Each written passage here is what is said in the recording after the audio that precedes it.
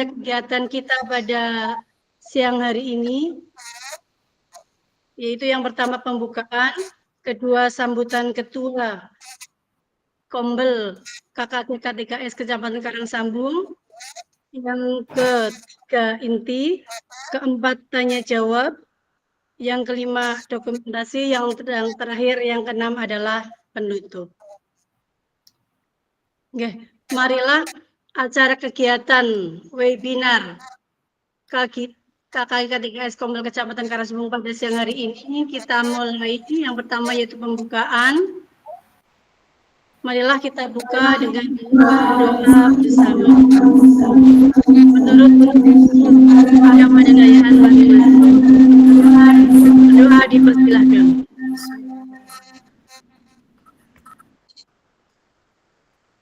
Berdoa selesai. Oke, Bapak Ibu peserta webinar, ini acara yang kedua yaitu sambutan Ketua Kombel KKTKTKS Kecamatan Karangsambung. Kepada beliau Bapak Widodo SPD MPD kami persilahkan. Assalamualaikum warahmatullahi wabarakatuh. Waalaikumsalam warahmatullahi wabarakatuh. Bismillahirrahmanirrahim. Alhamdulillahirrabbilalamin. Wassalatu wassalamu ala asrafil anbiya'i wal mursalin. Sayyidina wa maulana Muhammadin wa ala alihi wa sahbihi ajma'in amma ba'du. Yang terhormat Ibu Hajah Imyatun Numayyanah SP selaku narasumber pada webinar hari ini. Bapak dan Ibu tim dari Kombel Kecamatan Karangsambung, Bapak dan Ibu Kepala Sekolah, Bapak dan Ibu Guru, peserta webinar yang saya hormati. Puji dan syukur, marilah senantiasa kita panjatkan kehadirat Allah Subhanahu wa Ta'ala yang telah melimpahkan rahmat dan hidayahnya kepada kita. Sehingga pada hari ini kita dapat bertemu kembali melalui tatap maya di platform Merdeka Mengajar. Kita melaksanakan untuk webinar yang kedua dengan judul Pemimpin dalam Pengelolaan Sumber Daya. Shalawat dan salam semoga tetap dicurahkan kepada junjungan kita Nabi Agung Muhammad Sallallahu Alaihi Wasallam yang kita nantikan syafaatnya di Yaumil Qiyamah. Allahumma amin. Amin. Bapak dan Ibu yang kami hormati, terima kasih kepada Ibu Hajah Imyatun Numayyanah SPD yang telah berkenan hadir dan memberikan webinar bagi narasumber pada hari ini. Demikian juga Bapak dan Ibu semua yang sudah mendaftar di PMM dan hadir pada kesempatan ini. Mudah-mudahan kegiatan pada hari ini dapat berlangsung dengan lancar, tiada aral suatu apapun. Kemudian kegiatan pada hari ini sekilas untuk mengingatkan kembali kepada Bapak Ibu semua bahwa kita perlu mengidentifikasi dan mendapatkan sumber daya dari berbagai sumber yang sah untuk menjalankan program sekolah. Menggunakan sumber daya sekolah secara efektif untuk meningkatkan kualitas belajar peserta didik. Secara detail dan tuntas nanti akan dibahas dan disampaikan oleh Ibu Hajah Imyatun Numayyanah SPD. Terima kasih, segala kekurangan kekhilafan kami mohon maaf yang setulus-tulusnya. Akhirul kalam, billahi taufiq wal hidayah. Assalamualaikum warahmatullahi wabarakatuh. Waalaikumsalam warahmatullahi wabarakatuh. Terima kasih kami aturkan kepada beliau Bapak Widodo SPD MPD atas sambutannya. Ibu-ibu yang kami hormati, ini kan acara yang ketiga yaitu acara inti kita yang siang hari ini, webinar kita dengan tema pemimpin dalam pengelolaan sumber daya yang akan dibawakan nanti oleh beliau yang sudah tidak asing lagi bagi kita yang mungkin bekerja di Kecamatan Karangsambung, beliau Imyatun Numayyanah, mungkin tidak asing lagi Bapak Ibu, tapi bagi yang mungkin dari luar Karangsambung, sebagai informasi, kami berikan informasi, beliau adalah saat ini bekerja sebagai pengawas sekolah dengan sektor binaan daerah Kecamatan Kebumen dan Pondok Pesantren. Dia juga fasilitator PGP Angkatan 2, Angkatan 4, dan Angkatan 7. Dan saat ini beliau sebagai pemantau PGP Nasional Angkatan yang ke-11. Oke, Bapak Ibu yang kami hormati, sebentar lagi kita akan menyimak pembelajaran penting ya tentang pemimpin dalam pengelolaan sumber daya. Mari kita gali bersama, kita pahami, kita simak sumber daya apa yang dapat kita gali, kita manfaatkan nanti untuk kemajuan anak didik kita.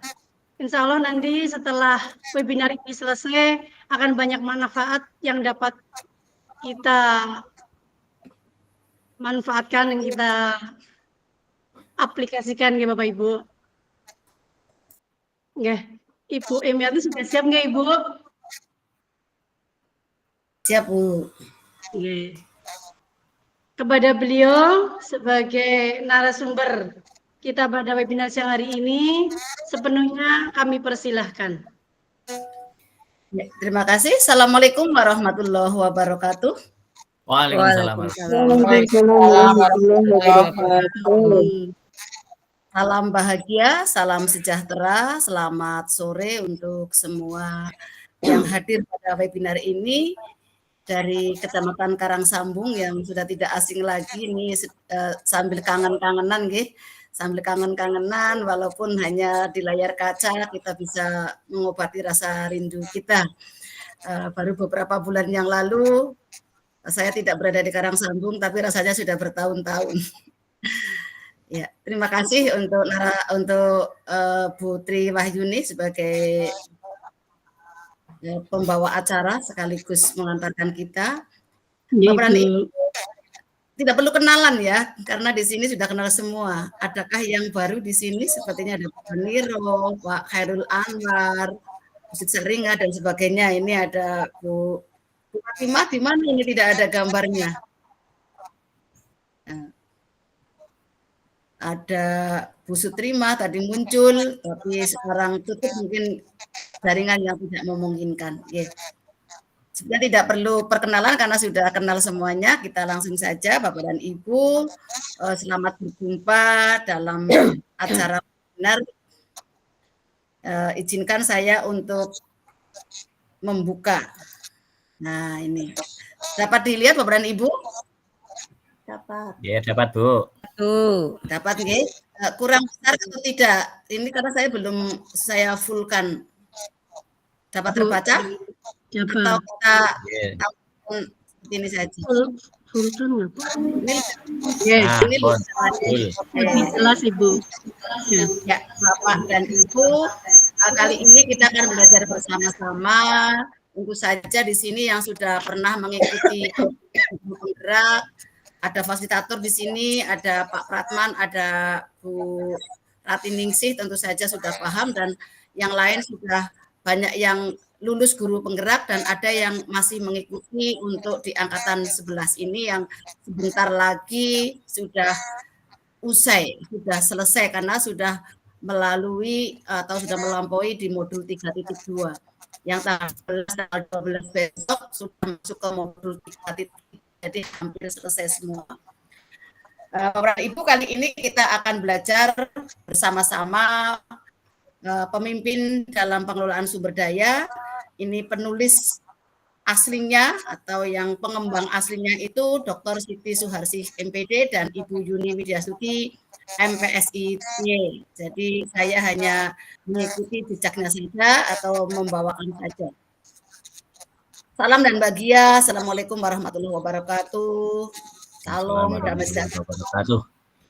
Om Swastiastu, Namo Buddhaya, salam kebajikan, rahayu untuk kita semua di ruang virtual ini.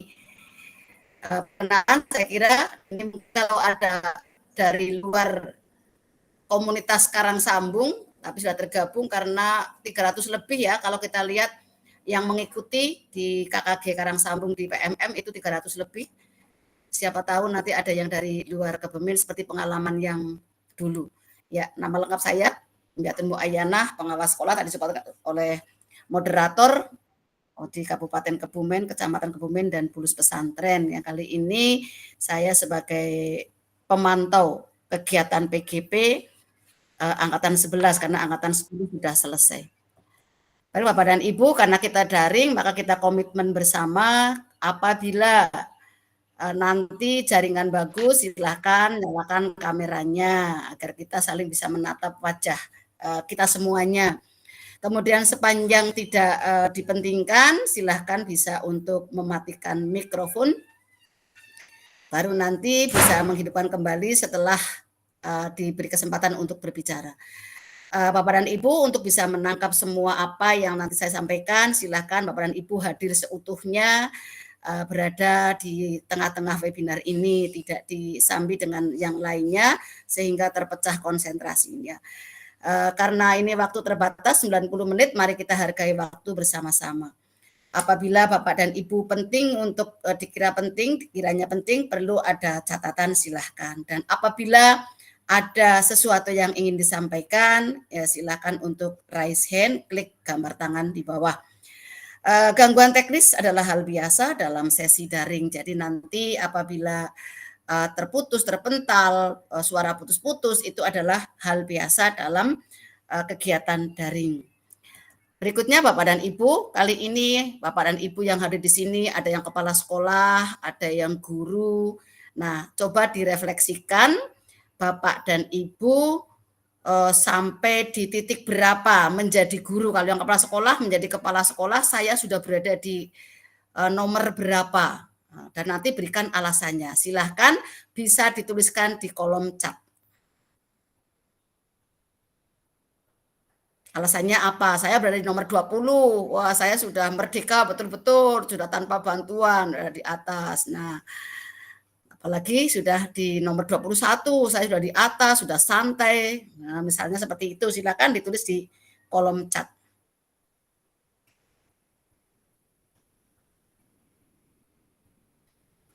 Ya, agar saya bisa melihat lagi, maka saya kecilkan lagi agar bisa saya melihat. Coba sudah ada yang menulis atau belum?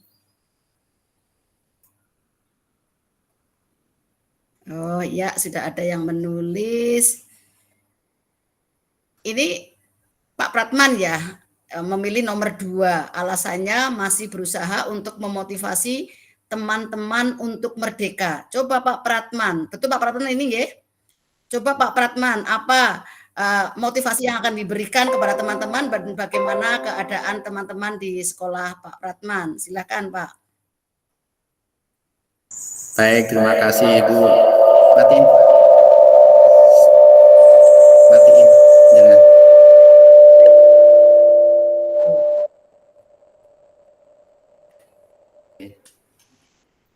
Bu Im izin menyampaikan. Assalamualaikum warahmatullahi wabarakatuh. Terdengar suara saya? Dengar Pak. Dengar dengan baik. Terima kasih. Saya masih memberi nomor 2 karena dalam hal ini sampai sekarang masih berusaha untuk memotivasi, memahamkan pada teman-teman guru untuk merdeka mengajar. Sebagaimana merdeka belajar, jadi guru merdeka mengajar. Memahami betul bahwa setiap guru memiliki kesempatan untuk merdeka, mengatur dirinya sendiri, mengerti akan tugas tupoksinya dalam memberikan pelayanan kepada murid-murid, kepada peserta didik. Nah, ini hal yang tidak mudah bagi saya secara pribadi karena effort yang dibutuhkan untuk membangkitkan motivasi teman-teman memberikan layanan pendidikan yang terbaik itu betul-betul butuh energi yang super. Membiasakan teman-teman yang belum terbiasa dengan layanan prima pada peserta didik, lalu akan mewujudkan pelayanan prima pada peserta didik. Sementara masih beranjak sangat berat meskipun sudah mulai melangkah. Gitu Ibu, terima kasih. Assalamualaikum warahmatullahi wabarakatuh. Waalaikumsalam warahmatullahi wabarakatuh. Terima kasih sekali Pak Pratman sudah menyampaikan alasannya mengapa memilih nomor 2 yang masih perlu memotivasi.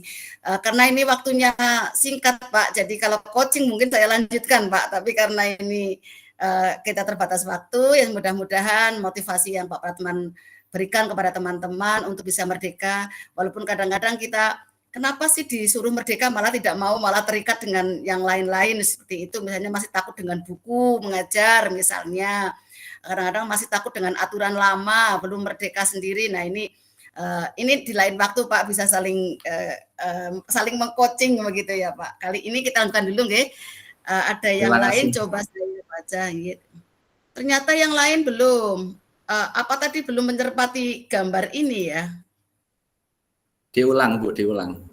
Oke, siap. Silahkan. Tulis di kolom chat berada di posisi yang mana.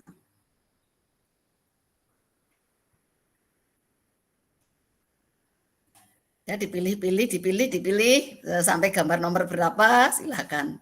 Dan alasannya jangan lupa.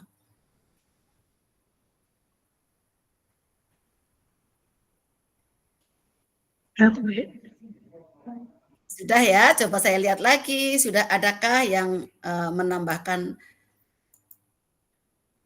Oke, ini Bu Siti Munawwaroh. Saya pilih angka 6. Karena perjalanan sudah lumayan lama ya, di angka 6 karena perjalanan sudah lama. Berapa tahun Bu Siti Munawwaroh menjadi guru? Mana Bu Siti Munawwaroh? Ini Bu Siti Munawwaroh sedang angkatan 11 ya? Dari SD Pesawahan? Sudah Ibu, sudah selesai. Sudah selesai, alhamdulillah.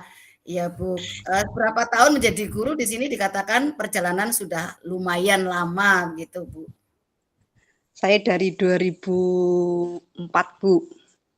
Oh 2004 ya, berarti sudah 20 tahun menjadi guru. Tentu saja sudah banyak garamnya, pahit manisnya sudah banyak ya di nomor 6. Oh ini nomor 6, tetapi mau naik ke berikutnya masih perlu dibantu orang lain ya Bu, kiranya seperti itu masih ayo mau meloncat begitu, masih ada harapan untuk bisa naik ke lebih tinggi lagi. Oke, terima kasih.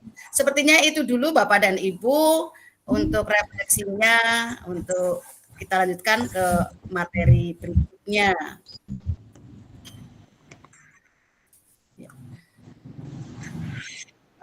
Bapak dan Ibu, untuk webinar kali ini nanti sehabis acara ini diharapkan Bapak dan Ibu mampu untuk menganalisis aset dan kekuatan dalam pengelolaan sumber daya yang efektif dan efisien.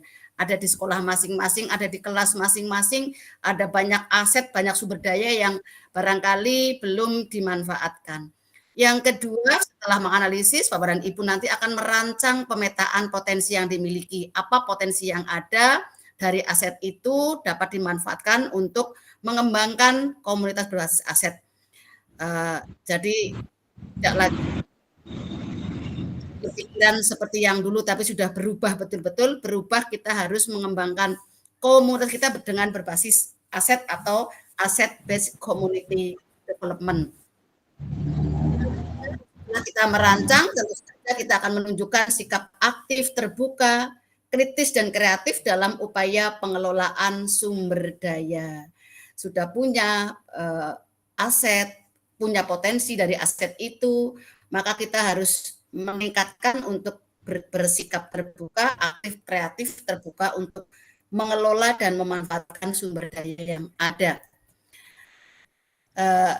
Di sini mohon maaf karena ini bukan elaborasi pemahaman, tapi termasuk elaborasi pemahaman bagi Bapak dan Ibu guru, seluruh guru yang ada di Karangsambung. Ini tidak saya baca, lanjutkan saja. Di sini ada jawablah pertanyaan berikut ini pada ruang komentar. Nanti di kolom chat nggih, tuliskan maksimal 3 kata di kolom chat. Ketikkanlah terlebih dahulu.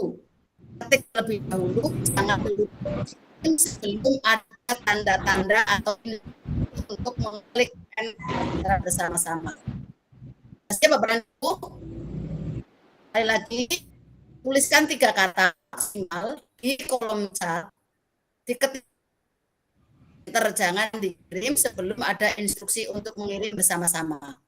Pertanyaannya, bagaimanakah kondisi pendidikan di daerah Bapak dan Ibu saat ini? Atau dengan kata lain, terutama di daerah di sekolah masing-masing, umumnya di Karangsambung.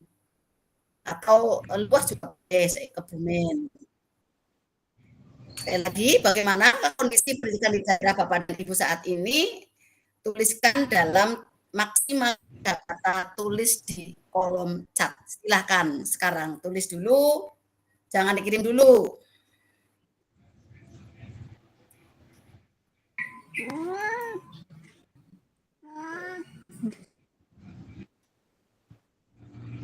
Tiga kata ya, maksimal 3 kata, berarti 2 kata boleh, 1 kata boleh. Jangan dikirim dulu. Ini Pak Miskun sudah mengirim dulu. 1, 2, 3, enter. Ya, saya baca. Nah, nanti dari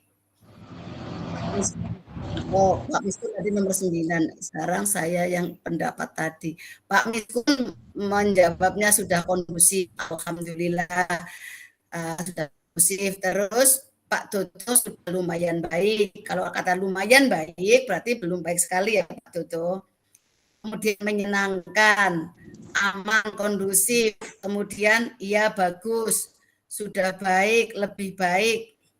Disiplin, tertib, aman, lancar, menyenangkan, sesuai perkembangan zaman, nyaman. Nah, dari yang sudah masuk semuanya, kalau kita lihat dari kalimat yang disampaikan di sini, Bu Solbiatun aman, menyenangkan, Mbak Sugeng cukup aktif, Bu Rofikoh cukup aktif, ya. Oke, Bapak dan Ibu, kita lanjut dari pendapat Bapak dan Ibu. Kita baca, kita identifikasi, tadi sudah semuanya. Menurut Bapak dan Ibu, manakah yang negatif dan yang manakah yang positif dari semua tulisan yang ada di dalam ruang komentar. Sementara yang saya baca tadi semua positif ya, tidak ada yang negatif. Alhamdulillah, mudah-mudahan pendidikan di SD Bapak dan Ibu di Karangsambung pada umumnya sudah positif semua, sudah baik semuanya. Mari Bapak dan Ibu kita lanjutkan ke refleksi. Jangan dilihat fotonya.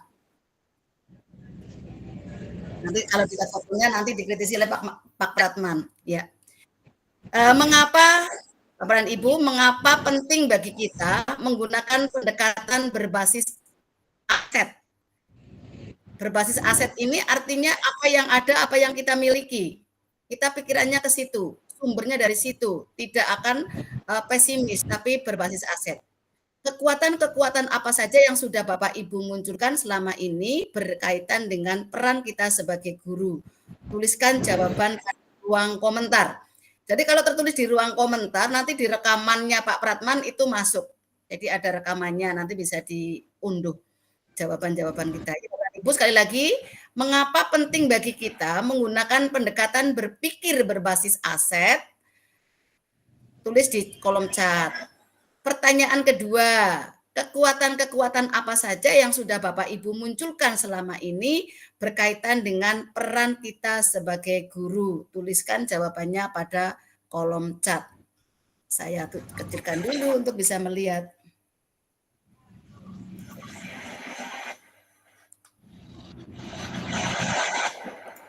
Yuk, Bapak dan Ibu bisa ditulis.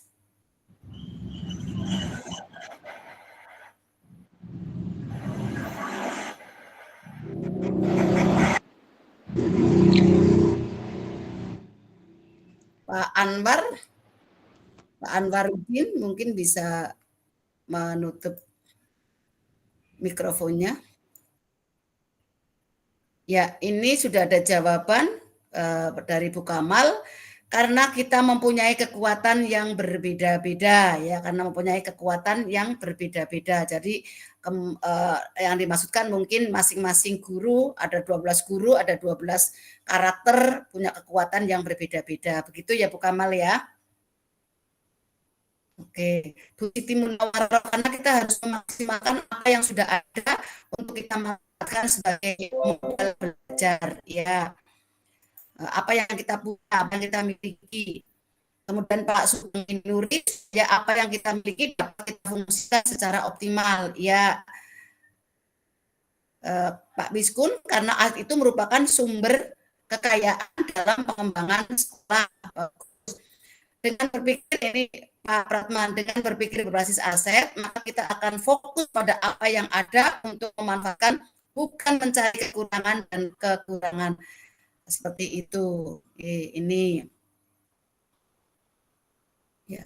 Terima kasih sudah banyak yang menyampaikan pendapatnya. Kita lanjut ke materi berikutnya. Ya. Sebentar saya munculkan full dulu. Ya. Bapak dan Ibu, ternyata di dalam dunia kita, di dalam dunia pendidikan, ini masih ada kelompok-kelompok yang dalam memajukan sekolah atau dalam menyusun program sekolah, program pembelajaran, ada yang masih berbasis pada kekurangan atau masalah atau hambatan. Ada juga yang sudah menggunakan berbasis pada aset atau kekuatan. Seperti apa sih yang namanya kita berpikir berbasis kekurangan atau masalah atau hambatan? Nah, biasanya kalau akan melakukan sesuatu, akan merancang sesuatu, akan membuat program sesuatu, ini kita fokus pada masalah. Gurunya kurang, alatnya kurang, uangnya tidak ada, tenaganya tidak ada, muridnya malas-malas. Nah ini biasanya, ini yang paling parah kalau muridnya yang dipersalahkan. Ini namanya berfokus pada masalah. Sehingga karena berfokus pada masalah, maka rencana yang akan kita buat, program yang akan kita buat, itu tidak jadi. Karena yang dibayang-bayangi oleh masalah. Sedangkan yang berbasis pada aset atau kekuatan, maka ketika menyusun program, membuat rencana apa saja, kita fokus pada aset dan kekuatan yang kita miliki. Apa adanya yang kita miliki, kita manfaatkan sebaik-baiknya. Kemudian yang kedua, berkutat pada masalah utama. Itu hajat tiap hari yang dirembuk, uangnya tidak ada. Yang dirembuk, tempatnya tidak ada. Yang dirembuk tiap hari hanya gurunya tidak bisa, gurunya kurang, dan sebagainya. Sedangkan yang berbasis pada aset atau kekuatan, ini yuk kita bayangkan masa depan. Jika kita buat program ini, apa yang akan terjadi besok, apa yang akan diraih oleh para pendidik kita nantinya ke depan. Kita persiapkan anak-anak kita ke depan itu akan diapakan ini. Kemudian yang ketiga, mengidentifikasi kebutuhan dan kekurangan. Kebutuhannya apa, kekurangannya apa. Ini tiap hari yang, ini butuh dana sekian. Ini kita baru punya sekian, pasti tidak cukup, pasti nanti gagal. Nah ini itu jika kita berbasis kekurangan. Sedangkan kalau berbasis pada aset atau kekuatan, kita mengorganisasikan kompetensi dan sumber daya yang ada. Yuk kita gali kompetensi apa, sumber daya apa, kemudian kita satukan, kita organisasikan. Itu baru kita namanya berbasis pada aset atau kekuatan. Kemudian yang berikutnya adalah jika kita berbasis pada kekurangan, merancang program atau proyek untuk menyelesaikan masalah. Jadi tidak akan ada kemajuan karena masalah yang kemarin yang kita tutup. Maka tidak pernah akan ada kemajuan. Kemarin masalahnya tidak ada uang. Hanya bagaimana kita cara menggali uang. Hanya itu, berarti hanya sebatas kita bisa mengumpulkan uang yang dibutuhkan, tapi tidak ada langkah berikutnya untuk lebih maju. Kemudian jika berbasis pada aset, merancang rencana berdasarkan visi dan kekuatan. Visi sekolah seperti apa? Visi kelas, visi gurunya seperti apa? Visi program itu untuk apa? Jadi kalau setiap program pun harus ada visinya yang tidak lepas dari visi sekolah. Kemudian kekuatan apa yang ada? Ini yang berbasis pada aset. Kemudian kalau kita berbasis pada kekurangan, kita akan mengatur kelompok yang dapat melaksanakan proyek. Hanya kelompok-kelompok yang dapat melaksanakan proyek. Yang lain yang dikira lemah, yang dikira tidak bisa, itu disingkirkan. Ini pada basis kekurangan. Sedangkan pada berbasis pada aset kekuatan, kita melaksanakan rencana aksi yang sudah diprogramkan dengan mengorganisasikan semua yang terlibat di dalamnya. Nah, biasanya seorang guru, seorang kepala sekolah sebagai pemimpin pembelajaran di kelas, ini jika berbasis pada kekurangan atau masalah atau hambatan, ini biasanya keras kepala. Tidak mau menerima masukan, harus ini misalnya. Kemudian cerewet, pekerjaannya hanya tiap ngomong, cerewet, apa-apa dikomentari, apa-apa diomong. Kemudian arogan. Arogan itu mengambil keputusan tanpa langkah-langkah pengambil keputusan, asal mengambil keputusan, itu arogan.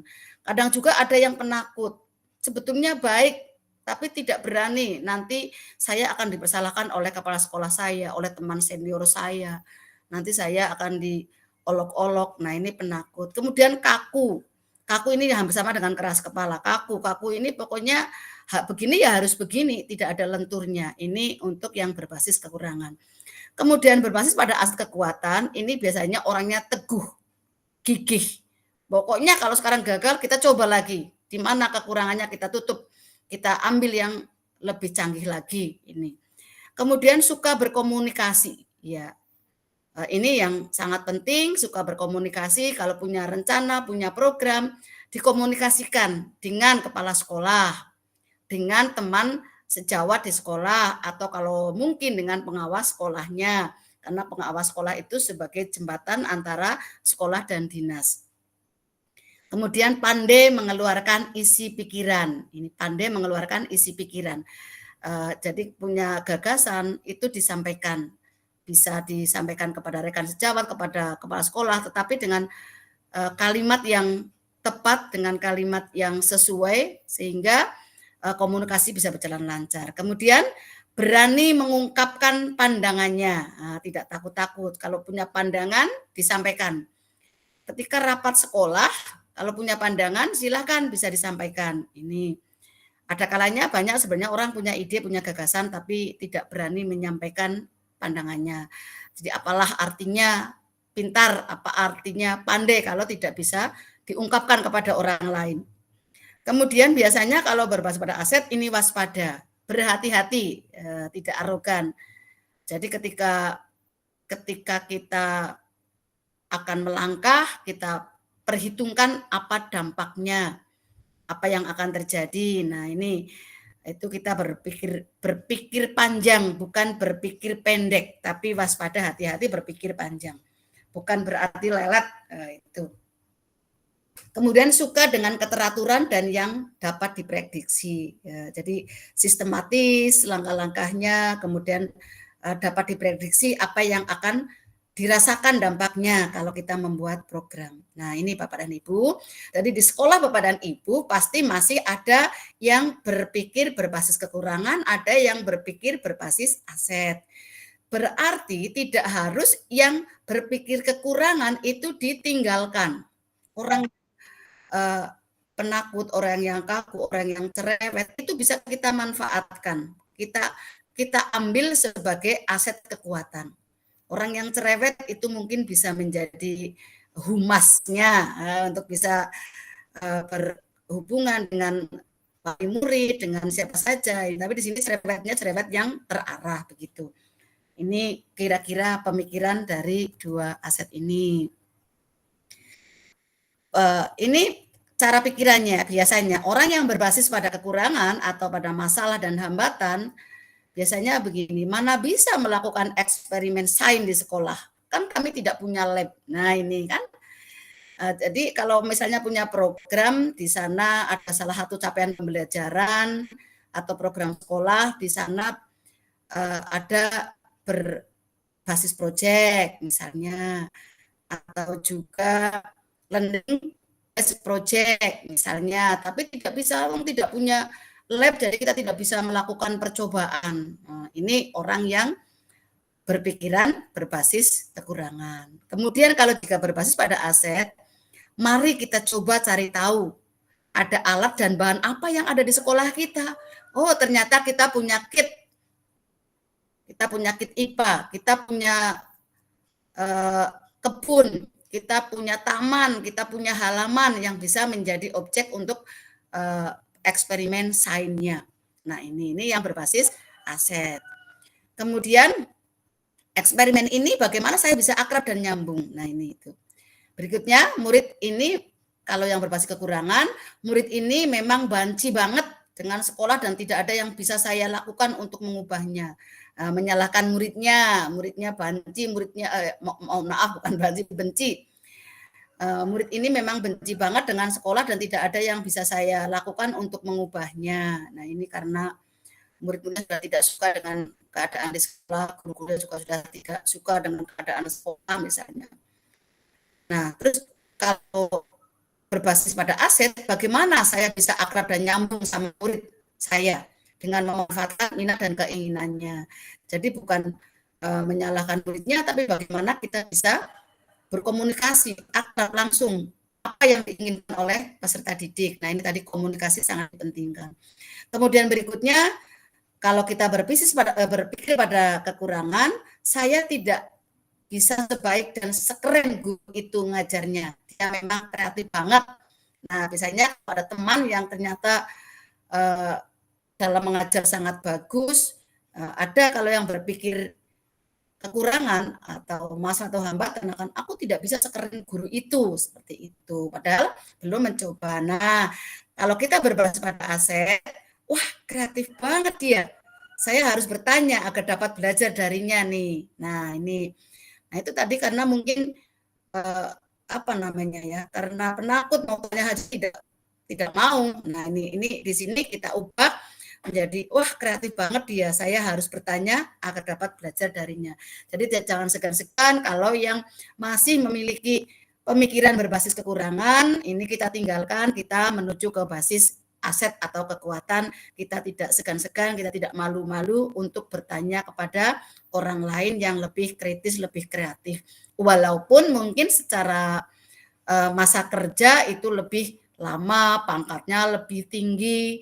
Nah, ada orangnya, anak-anak yang kemarin sore, anak GTT misalnya, atau anak yang P3K atau yang golongannya masih 3A misalnya. Nah, ini dianggapnya bocah wingi sore misalnya, itu tidak seperti itu. Tapi siapapun yang lebih kreatif, lebih berpikir pada aset, ayo kita dekati, ayo kita minta keterangan dari dia, seperti apa caranya, bagaimana cara memecahkannya, kita bisa mengikutinya.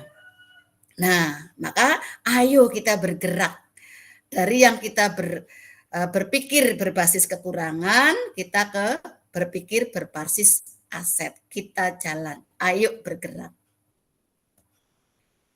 Berikutnya, ubah cara kita memandang sesuatu. Ubah cara kita memandang sesuatu, maka sesuatu itu akan berubah juga. Bapak dan Ibu misalnya memandang murid-murid kita, murid-murid kita kecil-kecil, tidak bisa untuk olahraga bersaingan dengan yang besar-besar, murid saya tidak mau membaca, murid saya malas-malas, jangan itu. Tapi pandang, murid kita punya bakat yang banyak, maka akan berubah secara otomatis. Ini menurut Weineder. Untuk pemahaman inti, untuk memberikan paradigma perubahan berpikir positif untuk dapat mengembangkan potensi sekolah. Jadi kita mengubah paradigma kita dari berpikir berbasis kekurangan ke berpikir berbasis aset untuk mengembangkan potensi di sekolah. Yang kedua, menjadi penguatan sekaligus tempat latihan mengaplikasikan konsep berpikir positif dari pengetahuan yang dimiliki sebelumnya. Sebelumnya sudah punya pengetahuan, tetapi mungkin karena sekarang sudah bergesernya teknologi zaman akan bergeser juga wawasan pengetahuan yang harus kita tingkatkan. Maka kita bisa melalui penguatan yang sekaligus tempat pelatihan. Bapak dan Ibu, selanjutnya tidak asing lagi untuk kita semua bahwa kita punya tokoh pendidikan. Maksud pendidikan itu adalah menuntut mencapai keselamatan dan kebahagiaan yang setinggi-tingginya, baik sebagai manusia maupun anggota masyarakat. Nah, ini sangat baik pemikiran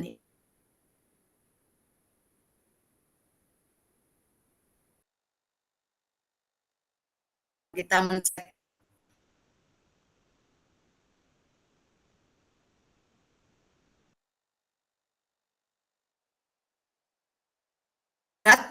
zaman ini alam kodrat zaman.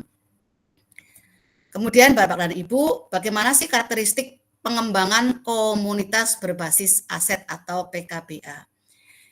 Yang pertama itu mempraktikkan dialog berkelanjutan dan berpartisipasi anggota masyarakat. Bagaimana sekolah kami mempraktikkan dialog berkelanjutan terjadi yang sekaligus mendorong perilaku yang menghargai keragaman antar warga sekolah demi masa depan murid kita. Jadi selalu ada dialog, ada diskusi dalam kombelnya.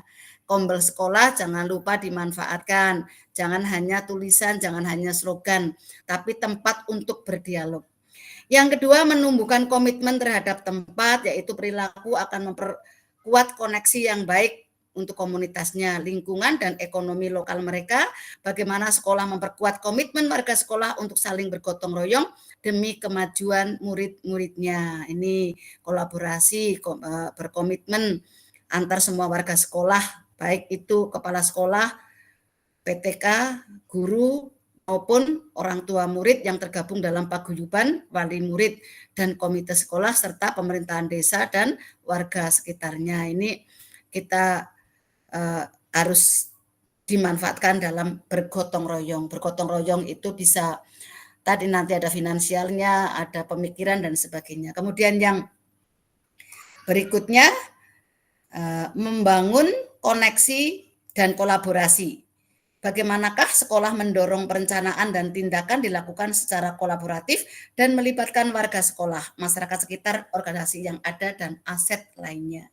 Nah, ada koneksi tadi, kolaborasi, gotong royong, tentu saja ada koneksi, ada hubungan yang baik, komunikasi yang baik. Berikutnya, yang keempat, mengenal dirinya sendiri dan membangun aset yang ada. Kita harus mengenal diri kita sendiri. Apa sih yang saya miliki, kekuatan apa yang ada dalam diri saya.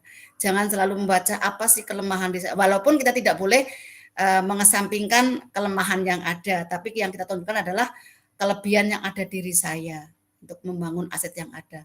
Bagaimana sekolah bisa fokus pada pembangunan sumber daya yang tersedia, kapasitas yang kita miliki, serta kekuatan dan aspirasi yang sudah ada kekuatan finansial, kekuatan fisik dan sebagainya nanti sudah ada, dan bagaimana aspirasi yang ada kita nanti memanfaatkannya.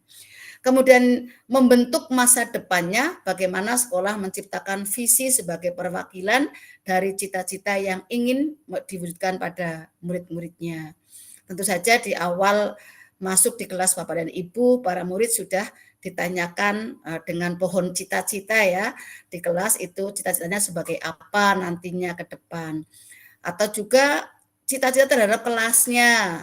Saya ingin kelas yang seperti apa, saya ingin guru yang seperti apa.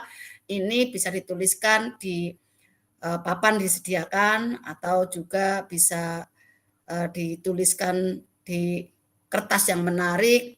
Ini yang dicita-citakan melalui kesepakatan kelas juga bisa. Kemudian yang keenam, bertindak dengan obsesi ide dan peluang. Kita terobsesi, mimpi kita seperti apa, peluangnya apa yang ada. Nah, kita manfaatkan, kita jangan pada kondisi yang aman, kita jangan terlalu lama pada kondisi yang nyaman. Yang penting saya sudah aman, saya sudah nyaman, kenaikan pangkat juga saya sudah lancar-lancar saja, untuk apa saya harus pusing-pusing mengembangkan sekolah. Nah, itu tidak, karena kita tadi kata Ki Hajar Dewantoro, kita kan menuntun kodrat yang ada pada siswa. Kemudian bagaimana sekolah mendorong pencarian tanpa akhir. Untuk pencarian tanpa akhir berarti selalu mencari dan menemukan ide-ide baru yang tepat. Pengembangan sumber daya internal dan eksternal, artinya yang ada di dalam sekolah kita, ada yang eksternal di luar sekolah kita. Daripada menanyakan ada masalah apa, kita sudah tidak zamannya ada masalah apa. Kalau kepala sekolah datang ke kelas misalnya, tidak lagi menanyakan ada masalah apa, itu tidak lagi. Dan bagaimana memperbaikinya? Tapi kepala sekolah datang ke guru, guru datang ke murid, ini lebih bertanya pada apa yang sudah berhasil, apa yang telah diraih. Nah, apa yang telah berhasil dan apa yang telah diraih atau telah dilakukan. Dan bagaimana mengupayakan agar lebih baik lagi.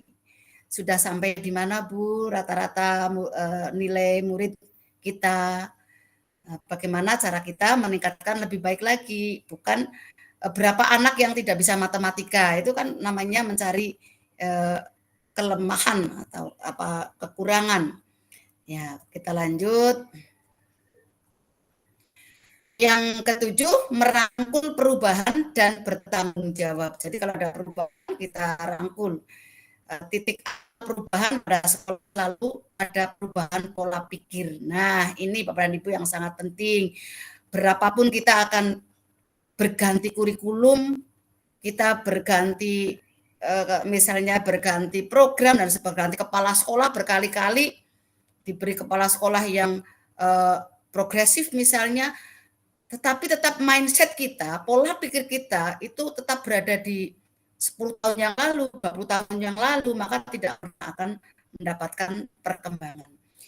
Menghasilkan faktor utama dalam perubahan yang berkelanjutan di sekolah adalah kepemimpinan lokal dan pengembangan dan pembaruan kepemimpinan itu secara terus-menerus. Jadi yang ada di lokal kita kembangkan, kita ada pembaharuan secara terus-menerus dan tentu saja melalui belajar yang sepanjang hayat atau terus-menerus. Bapak dan Ibu, ada 7 aset yang kita kenali, mungkin sebetulnya lebih dari ini, tapi yang kita kenal saja ada 7 aset atau modal utama. Yang pertama itu adalah aset manusia yang ada di sekolah kita, di lingkungan sekolah kita, ini aset manusianya. Kemudian aset sosial, bagaimana hubungan kita, bagaimana norma kita di sekitar kita, di lingkungan kita. Kemudian yang ketiga adalah fisik, bagaimana fisik sekolah kita. Yang keempat adalah alam atau lingkungan, alam lingkungan di sekitar kita ada apa, paling tidak di Kecamatan Karangsambung misalnya, bagaimana yang ke-5 finansialnya, bagaimana keuangan yang ada di sekolah kita, kemudian yang ke-6 adalah politik dan sosial kita, kemudian yang ke-7 ini agama, faktor agama dan budaya kita. Baik Bapak dan Ibu, kita lanjut. Modal manusia, ini tadi sebentar saya betulkan dulu.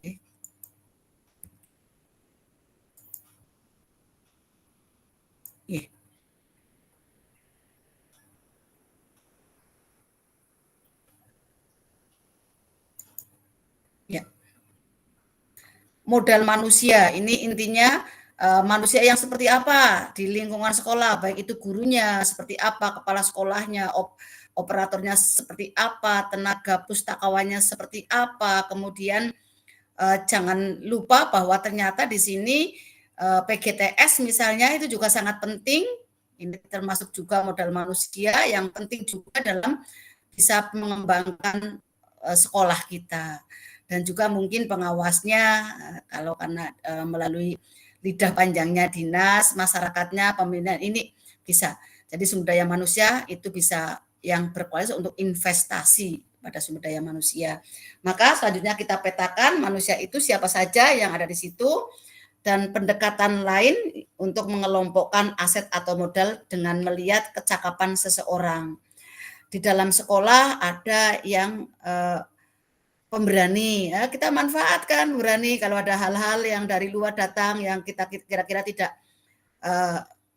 kepala sekolahnya secara intelektual mungkin pinter pengetahuan, tetapi kadang-kadang tidak berani menghadapi masalah, misalnya tidak menghadap orang lain yang arogan dari luar, maka ada di sekolah kita punya yang pemberani, maka kita manfaatkan aset pemberaninya untuk berhadapan dengan pihak luar misalnya. Kemudian kita lanjutkan yang kedua, modal. Ini tadi saya baru menambahkan. Bentar, ini ya. Yang kedua adalah modal sosial. Adanya norma aturan yang mengikat warga masyarakat yang ada di dalamnya dan mengatur pola perilaku warga, juga unsur kepercayaan atau trust dan jaringan atau networking antara unsur satu di dalam komunitas masyarakat. Adanya norma aturan di dalam sekolah, atau juga ada norma aturan di lingkungan sekolah, di kampungnya, di desa sekolah kita, itu ada norma, ada aturan. Ini merupakan modal sosial. Kemudian adanya investasi yang berdampak pada bagaimana manusia kelompok untuk bisa berkomunitas dalam atau berdampingan. Ini investasi yang berdampak.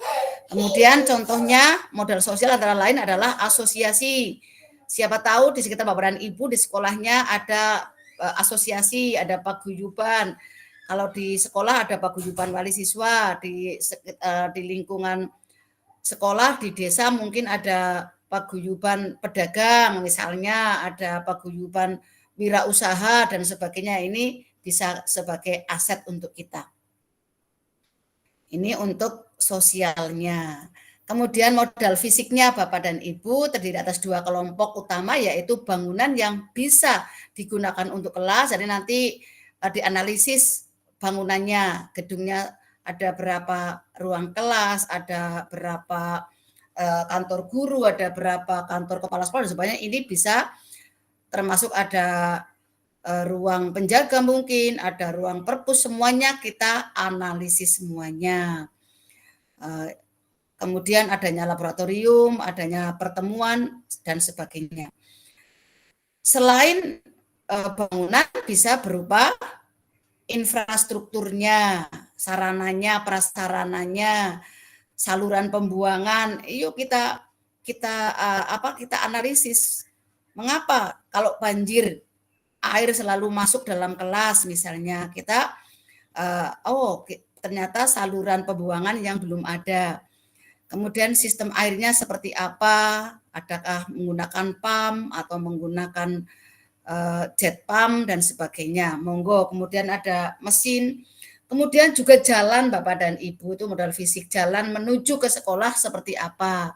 Kemudian jalur komunikasinya, termasuk ada jaringan internetnya atau tidak. Sarana pendukung pembelajaran tentang media-media yang ada di kelas kita, di sekolah dan sebagainya, kita manfaatkan semuanya.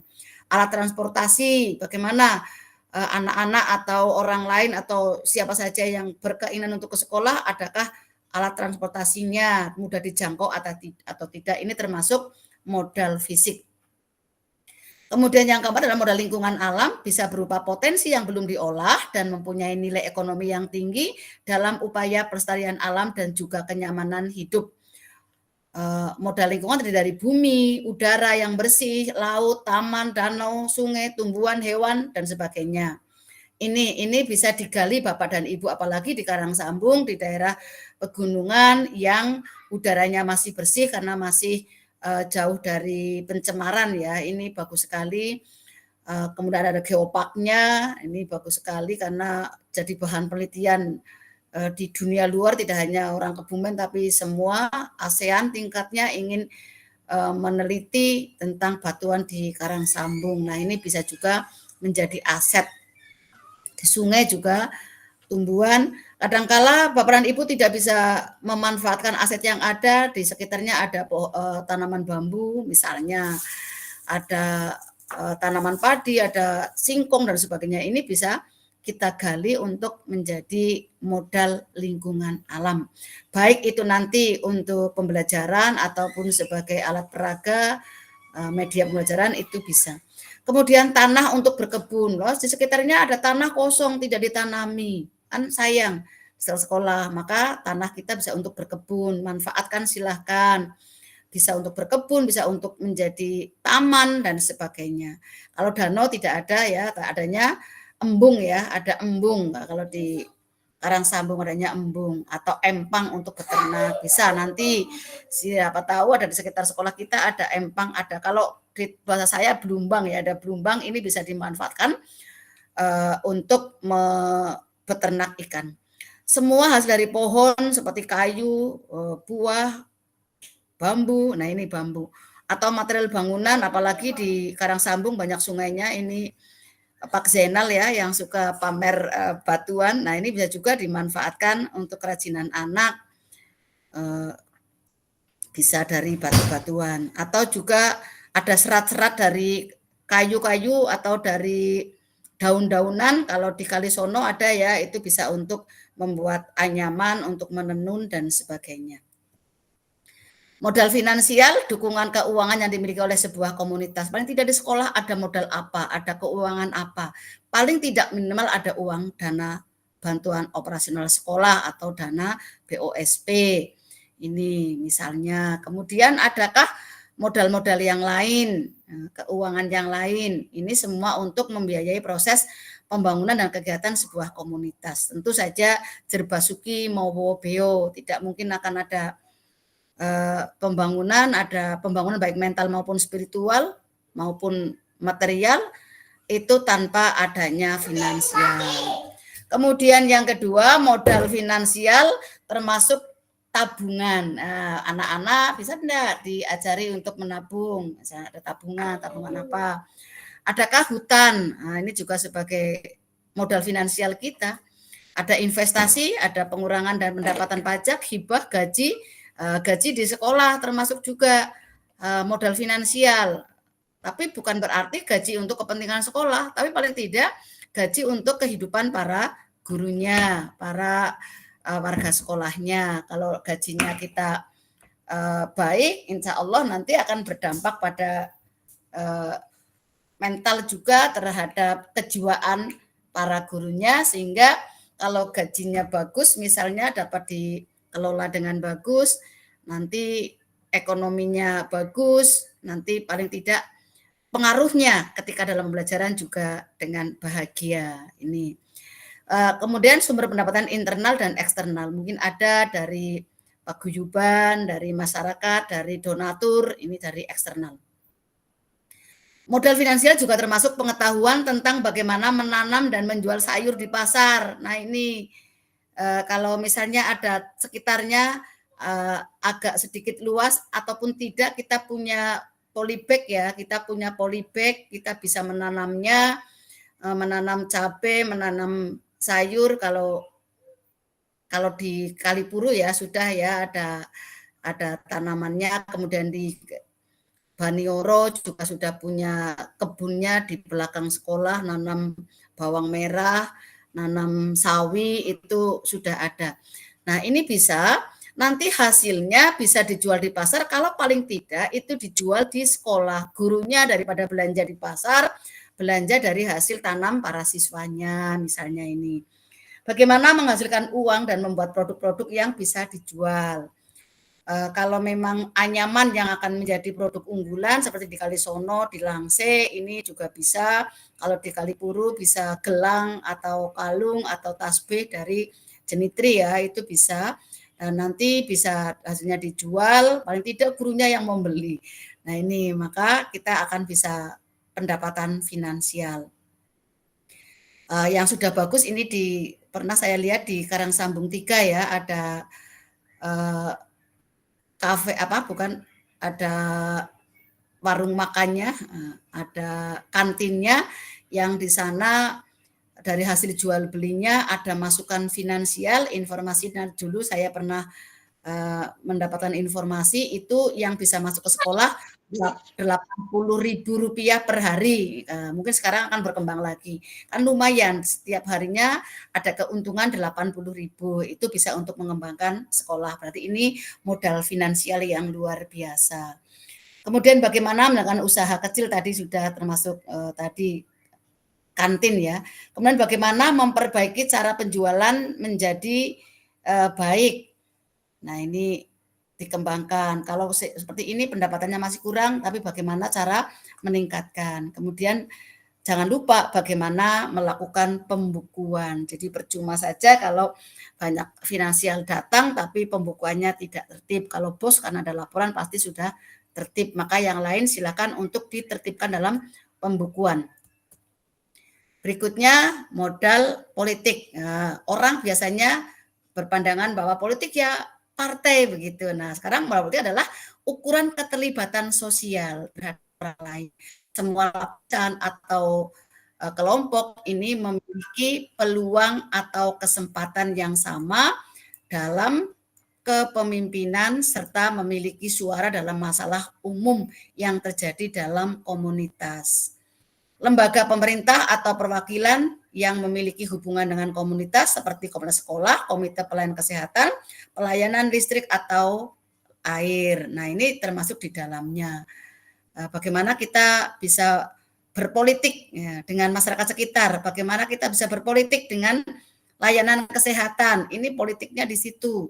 Anak-anak kita bisa sekolah, bisa sehat. Nah, bagaimana kita mempolitiki agar puskesmas bisa memberikan layanan tidak hanya sekedar gosok gigi, tidak hanya sekedar nimbang-nimbang, tapi bagaimana kita bisa berpolitik agar puskesmas yang ada, agar rumah sakit yang ada di sekitar kita bisa betul-betul melakukan pelayanan kesehatan. Kemudian pelayanan listrik atau air. Nah, ini. Kemudian berikutnya, kadang-kadang kita juga tidak sadar bahwa ini politik kita. Bagaimana cara memancing agar pihak luar bisa memberikan invest kepada kita, bisa memberikan bantuan baik moral maupun material, bagaimana caranya, yang penting yang sehat. Sebab ada kalanya politik, tapi politik yang kalau menurut saya tidak baik, misalnya agar dapatkan murid yang banyak, maka dengan cara membagikan seragam, membagikan tas, agar sekolah murid-murid yang mau sekolah di sekolah B agar sekolah ke A. Ini itu juga politik namanya, tapi menurut saya tidak sehat kalau seperti ini. Maka silakan buatlah politik, program apa saja dipolitiki agar sekolah kita tidak atau menjadi minat masyarakat, tidak menjadi momok bagi masyarakat. Itu politik kita, modal politik. Kemudian modal agama dan budaya, upaya pemberian bantuan empati dan perhatian, kasih sayang, dan unsur dari kebijakan praktis atau dorongan utama pada kegiatan pelayanan. Yang penting ada rasa empati kita. Tidak hanya simpati. Kalau simpati kan hanya rasa kagum. Itu kalau simpati. Kalau empati itu ada rasa yang sama. Perasaan yang dialami oleh orang lain, saya juga ikut mengalami. Yang dirasakan oleh orang lain, saya juga ikut merasakan. Ini empati dan adanya perhatian serta kasih sayang. Termasuk juga adanya kepercayaan, kepercayaan yang ada di sekitar kita. Mungkin ada yang ternyata mirip-mirip, mohon maaf, mirip-mirip agama A, ternyata bukan. Nah, ini kepercayaan juga. Kemudian nilai sejarah, dulunya seperti apa, Kalipuru, mengapa dulu dinamakan Kalipuru. Nah, seperti itu. Misalnya kok Pujegan, kok SD-nya namanya Kalipuru, dan itu ada nilai sejarahnya seperti apa.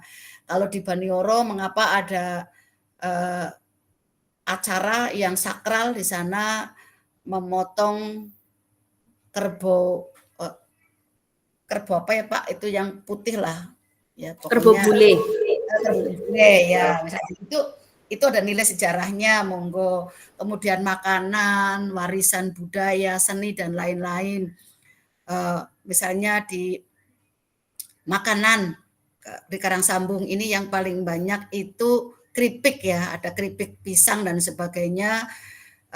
Dulu-dulunya seperti apa, itu. Dan warisan budaya, tadi kalau ada nilai sejarahnya tadi, mengapa dulu motong kebo bule, lah diwariskan kepada generasi sekarang, warisan budayanya. Kemudian seninya, ada seni ebek ya, ebek atau ada katakan kuda lumping, jaran kepang dan sebagainya. Untuk Karangsambung itu apa yang paling banyak? Kadang-kadang kalau di desa Karangsambung ada nyadran, ada sedekah bumi. Nah, itu silakan itu digali betul-betul yang bisa nanti untuk sebagai sumber belajar bagi siswa. Jangan lupa, jangan hanya jadi sumber belajar untuk belajar, tapi bagaimana anak nanti bisa mensimulasikan, terutama ini melalui kegiatan P5-nya ya, nanti anak-anak bisa bermain peran. Kalau misalnya di situ akan memotong kebo bule tadi itu bisa bermain peran siapa yang menjadi ketua panitianya dan sebagainya. Ini betul-betul anak mengalami secara nyata yang nanti bisa pada gelar karya P5-nya itu jadi pentaskan. Itu sepertinya seperti itu. Kemudian budayaan yang unik di setiap daerah masing-masing merupakan serangkaian ide, gagasan, norma, perlakuan. Mengapa ada budaya? Pasti dulu ada pemikiran yang seperti apa yang disesuaikan pada zamannya. Nah, kalau sekarang ada warisan budaya, ada ide gagasan di dalamnya, kita sesuaikan dengan perkembangan zaman saat ini. Serta benda yang merupakan hasil karya manusia yang hidup berkembang dalam sebuah ruang geografis. Benda di sini, kalau Karang Sambung batuan banyak, mungkin ada, mohon maaf, ada yang ada warisan keris-keris, nah itu bisa dibuka kembali, tapi bukan berarti kita kembali kepada jahiliyah, tapi hanya dulu ini senjatanya orang Jawa seperti ini bentuknya, gunanya untuk bela diri dan sebagainya. Itu bisa kita gali di modal agama dan kebudayaan. Berikutnya, Bapak dan Ibu, agama merupakan suatu sistem berperilaku yang mendasar dan berfungsi untuk mengintegrasikan perilaku individu di dalam sebuah komunitas. Tapi tetap Bapak dan Ibu, karena di sini berbeda-beda, banyak yang memiliki agama yang berbeda-beda, kita tetap menjaga toleransi kita. Tapi tetap kita identifikasi masyarakat kita, masyarakat Karang Sambung, masyarakat Langse itu ada agama apa saja, ada kepercayaan apa, itu kita gali. Itu seperti itu. Kemudian ada kegiatan keagamaan apa saja, ada muludan, ada rajaban, ada kegiatan yang lain yang berkaitan dengan keagamaan, sholawatan dan sebagainya. Kalau yang agamanya berbeda ya mungkin ada kegiatan yang lain. Jangan lupa ini diidentifikasi dan dipetakan model budaya agamanya. Ini sangat penting untuk melanjutkan atau untuk memperbaiki komunitas kita sebagai agen perubahan. Kemudian yang berikutnya sangat penting kita mengetahui sejauh mana keberadaan ritual keagamaan tadi. Ada apa di sana, ada ritual keagamaan. Kalau ada rajaban apa? Ada muludan seperti apa? Kalau mungkin ada ritual keagamaan Idul Fitri seperti apa? Nah ini bisa silahkan kalau anak-anak SD itu bisa disederhanakan seperti apa, nanti bisa disimulasikan, dimain perankan. Ini bisa. Kalau di SMA bisa mungkin betul-betul ada acara pernikahan walaupun tetap memperhatikan tingkat usia anak-anak. Misalnya budaya ritual keagamaan pernikahan secara Islam, pernikahan secara adat misalnya, itu monggo bisa. Kebudayaan yang ada di masyarakat serta pola relasi yang tercipta di antaranya dan selanjutnya bisa dimanfaatkan sebagai peluang untuk menunjang pengembangan perencanaan dan kegiatan bersama. Jadi ini untuk merencanakan kegiatan selanjutnya. Berikutnya Bapak dan Ibu, ini yang miskonsepsi materi, ini masih miskonsepsi. Jadi masih salah pendapat begitu kan nggih. Yang masih miskonsepsi, berpikir berbasis aset artinya kita mengabaikan masalah yang ada. Nggak usah mikirin masalah, nggak usah memikirkan kekurangannya. Ini masih miskonsepsi. Tadi di depan saya juga menyampaikan, kalau dalam diri kita ada kelebihan, kita tonjolkan, tapi jangan lupa juga ada kelemahan, kekurangan kita juga kita pikirkan. Masih kita pikirkan, tapi tidak difokuskan, tidak menjadi acuan utama. Ini jadi tetap kita berpikir berbasis aset, tetap kita masih mengindahkan, masih memperhatikan masalah yang ada, tapi tidak menjadi tolok ukur utamanya. Nah, penjelasannya, padahal berpikir berbasis aset artinya kita fokus pada kekuatan, nah, fokusnya, ini kata fokus pada kekuatan dalam pencapaian visi. Nah, jadi sebagai fokusnya itu kekuatannya. Jadi fokus kita adalah aset dan visi, bukan masalah. Namun paradigma perubahan yang berfokus pada visi dan aset akan dapat menghasilkan solusi untuk mengatasi masalah yang ada. Jadi berangkatnya memang ada masalah terlebih dahulu. Masalahnya apa? Kemudian kita fokus paradigma perubahan untuk bisa memperbaiki visi dengan aset yang ada. Kemudian berpikir berbasis kekuatan akan menghasilkan emosi positif untuk menghasilkan proses berpikir kritis dan kreatif. Ini penjelasannya. Jadi miskonsepsi pertama. Miskonsepsi kedua adalah bahwa aset politik hanya berhubungan dengan tokoh politik atau pejabat pemerintahan. Nah, ini yang masih miskonsepsi yang harus kita perbaiki. Ada di Kecamatan Karangsambung ada tokoh politik misalnya, di Desa Banioro ada tokoh politik misalnya. Nah, ini yang kita dekati, yang kita minta bantuan. Nah, ini tokoh politik, ada tokoh politik. Nah, ini bukan itu, bukan tokoh politiknya. Padahal kemampuan untuk mempengaruhi dan menggunakan peran dan wewenang untuk memperluas lingkaran pengaruh juga merupakan aset politik. Jadi kepemimpinan, keberanian tadi, kepandaian dalam berbicara, kepandaian dalam berdiplomasi dengan orang lain, ini merupakan sebuah politik juga. Bagaimana agar siswa didiknya yang semula hanya sedikit menjadi banyak karena politik yang dipakai ini, jadi itu politiknya. Aset politik berarti guru mampu menjalin relasi. Nah, ini menjalin relasi dengan siswanya, dengan orang tua murid, dengan sesama guru, dengan kepala sekolah, dengan komite dan sebagainya. Ini aset politik. Nah, tapi kalau guru yang apa-apa hanya diam saja, hanya dipikirkan sendiri dan untuk diri sendiri, ini berarti guru ini tidak mempunyai aset politik karena tidak ada relasi dengan orang lain. Dan komunikasi yang baik dengan berbagai pihak yang memiliki kepentingan dalam sebuah program, agar berkenan memberikan bantuan yang tepat sesuai dengan kebutuhan. Bagaimana politik kita terhadap paguyuban, agar paguyuban mau aktif membantu. Kita politik kita seperti apa? Cara kita berkomunikasi seperti apa? Membangun relasinya seperti apa agar mereka senang? Mungkin diberi motivasi awalnya, diajak pertemuan, di dalamnya ada sharing-sharing, pokoknya bagaimana yang bisa menarik para paguyuban misalnya. Kemudian bagaimana politik kita agar Pak Kepala Desa misalnya itu mau hadir ketika ada rapat sekolah, agar mau memberikan bantuan seperti di Ero Gemiwang ya, itu Pujegan, mungkin juga di Kaliburu juga kepala desanya itu menganggarkan untuk beasiswa anak yang tidak mampu. Ini kan karena politiknya kepala sekolah, politiknya guru agar bisa memikat hati pemerintah desa untuk bisa memberikan bantuan. Kalau kita tidak mau berkomunikasi, kita menjauhi kepala desa, ya kita tidak akan mendapatkan bantuan itu misalnya ini. Berikutnya, berpikir berbasis aset hanya bisa diterapkan oleh guru yang memiliki prestasi. Mung sing guru sing pinter tok. Nah, guru yang pandai, guru yang nah sekarang ini yang sedang sering menjadi olok-olokan yang guru penggerak, padahal kan tidak. Guru penggerak kan hanya menggerakkan. Nah, ini guru yang prestasi atau sekolah yang memiliki fasilitas bagus. Oh, itu sekolahnya bagus, lengkap. Oh, sudah satu Karangsambung ya karena muridnya banyak. Nah, seperti itu. Itu tidak itu yang kita pikirkan. Nah, maka miskonsepsi ini terjadi karena guru menyamakan aset dengan potensi. Ternyata aset dan potensi itu ada bedanya. Potensi menurut KBBI, Kamus Besar Bahasa Indonesia, berarti kemampuan yang mempunyai kemungkinan untuk dikembangkan di masa depan.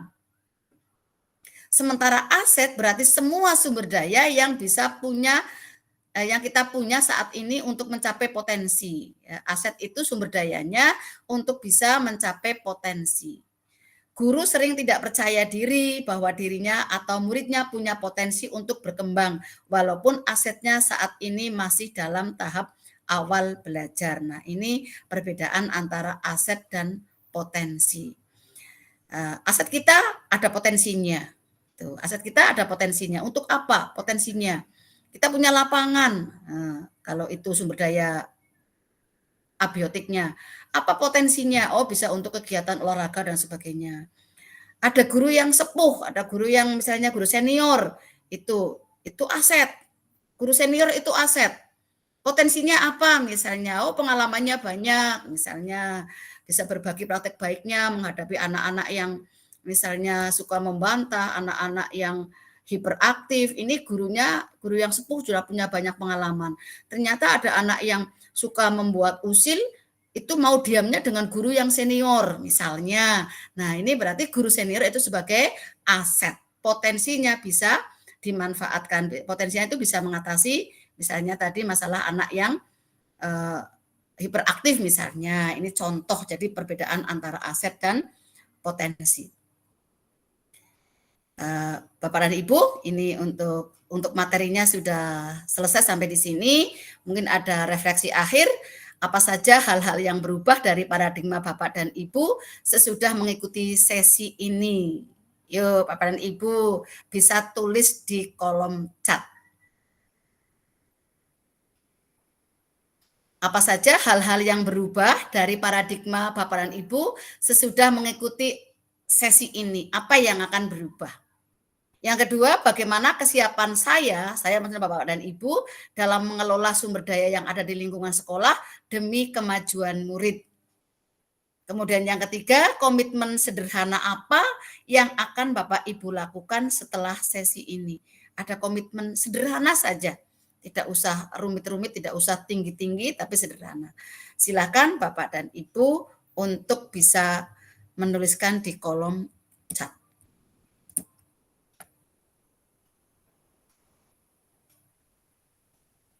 Halo Bapak dan Ibu, bisa didengar suara saya? Masih Ibu, masih jelas. Oke. Ya, silakan untuk refleksi akhir. Ya ini jadi Pak Sugeng Winuri sudah ada itu Ibu. Oke.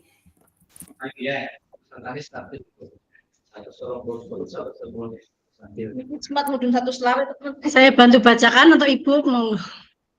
Oh, oke, coba saya baca dulu yang sudah menuliskan Pak Sugeng Winuri. Apa? Saya ingin suaranya Pak Sugeng sendiri yang membaca, Pak Sugeng. Silakan Pak Sugeng.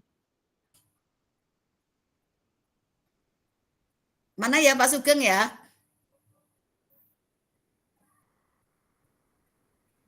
On kamera Pak Sugeng.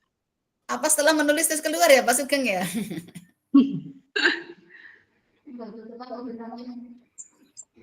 Sugeng. Cek, itu. Monggo Pak Sugeng. Kangen suaranya.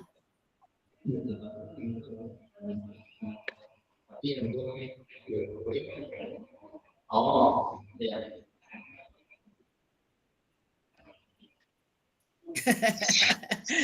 Pak Okta katanya, gue ngopi nang dapur ya Pak. Iya kan saya masih dapurnya, tapi bukan dapurmu. Dapurnya Pak Yoro. Ya, dengan Pak Sugeng. Pak Sugeng. Ya, mungkin Pak Okta mewakili Pak. Saya juga kangen suaranya Pak Okta, mewakili membacakan tulisannya Pak Sugeng Pak. Jangan-jangan ini ngopi bareng ini. Jangan-jangan ngopi bareng antara Pak Okta dengan Pak Sugeng. Ya, ini karena waktunya mendesak terus ya, mendesak habis. Saya bacakan aja Pak dari Putri Pak ini yang mau membacakan tulisannya Pak Sugeng. Ya, baik Bu. Refleksi dari Pak Sugeng Winuri.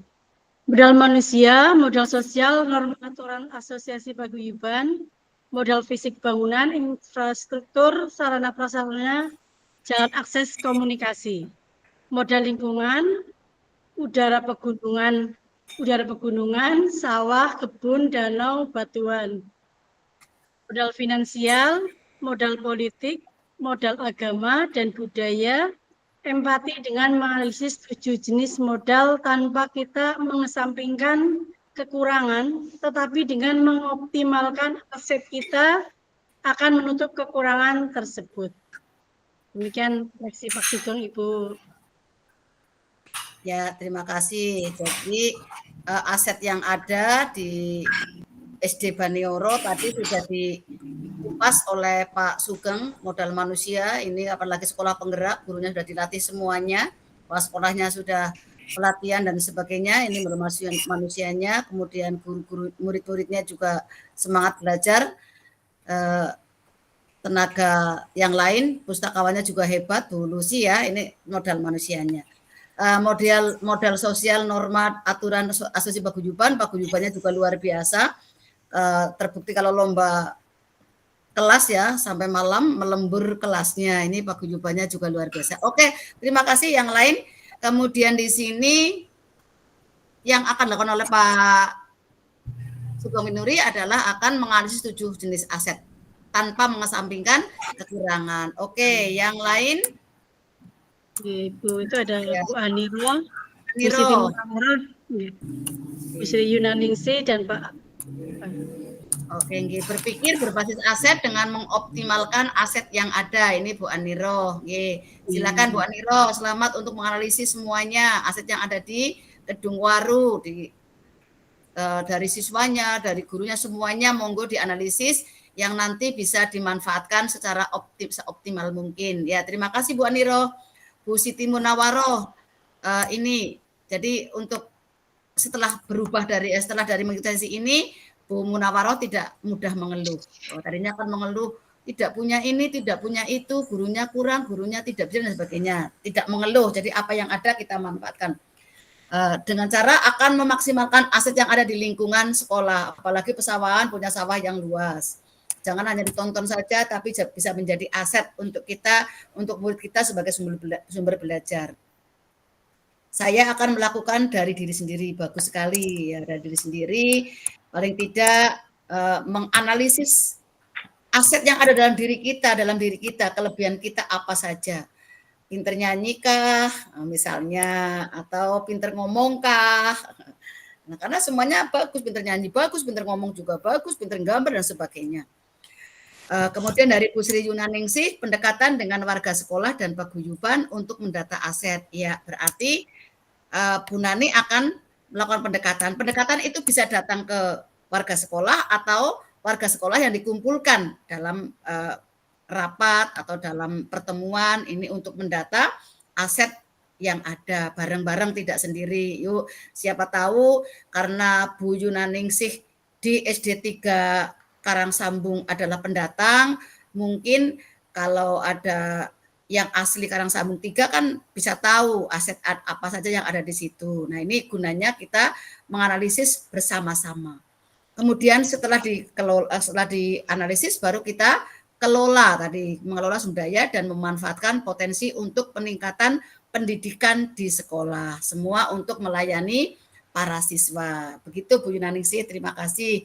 Apalagi Bu Yunaningsih ini punya potensi sebagai aset. Bu Yunaningsih sebagai aset karena punya potensi pinter nyanyi, pinter mau copat dan mungkin bisa mengajari karawitan. Ternyata Bu Yunaningsih ini punya aset juga, suaminya ini adalah guru karawitan misalnya. Nah, ini kan bisa dimanfaatkan semuanya. Kemudian Pak Ahmad Junedi Fatah. Assalamualaikum Bapak Ibu. Oh, ini tadi ya. Ibu. Absen. Monggo.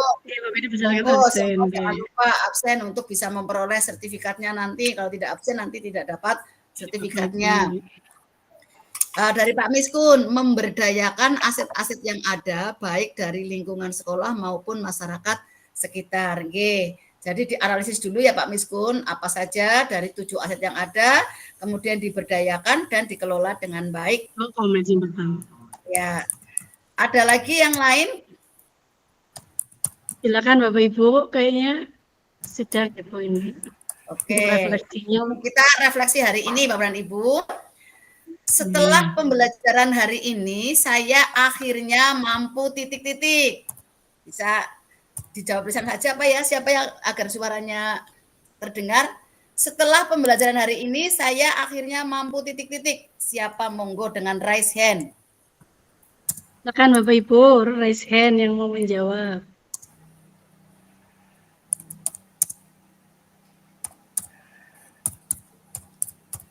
Ini apakah di Karangsambung sudah? Apa di rumah sudah ya? Karena sekarang kan sudah hari Jumat dan sudah jam dinas, berarti ada di rumah masing-masing. Enggak Ibu, karena di luar jam dinas, mungkin mayoritas sudah di luar rumah masing-masing Ibu. Sambil ngopi ya, sambil cemilan banyak kalau ya. Kami yang bertugas di SD 2 Kali Kudu Ibu, sedang bergabung di sini. Oh, ini Bu Pujiasi menjawab. Tadi pertanyaannya saya buka kembali.